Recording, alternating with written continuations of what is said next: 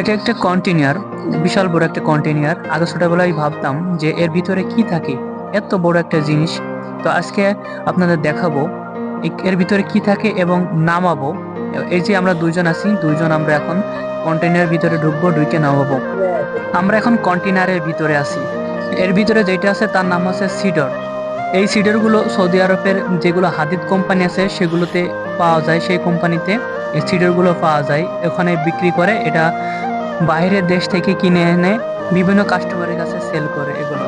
তো আমরা এটা নামাবো বড় ফোর ক্লিপের সাহায্যে। তো ওই ভাইটা তো সামনে আছে, ফোর ক্লিপের নিচে যে কাঠ আছে এগুলো দিয়ে নিতে হয়, না হলে ফোর ক্লিপে যে শিলা আছে ওগুলো ভিতরে যায় না, এভাবে উঁচু হয় না, এই জন্য নামানোটা অনেক কঠিন হয়ে যায়। তো এই যে নামছে আস্তে আস্তে ফোর ক্লিপ উঁচু করছে, আস্তে আস্তে উঠবে দেখেন। এই যে এবার উঁচু করে নেবে ফোর ক্লিপটা অনেক বড়, মানে অনেক টনের। তো এটা এই যে নামানো হচ্ছে, আস্তে আস্তে নামাই যাচ্ছে। কন্টেনারের ভিতরে অনেক গরম, এই যে ঘেমে কি হয়ে গেছে দেখেন। বাইরে বাতাস হচ্ছে কিন্তু কন্টেনার ভিতরে সেই আকারে গরম। শেষমেশ আমরা কন্টেনার থেকে হাতিগুলো নামাই ফেলেছি সিডর। তো ভিতরে যা এত গরম দেখেন, ঘেমে শোধ হয়ে গেছে যে এত গরম। আর তাপমাত্রাটা অনেক ছিল, বুঝছেন।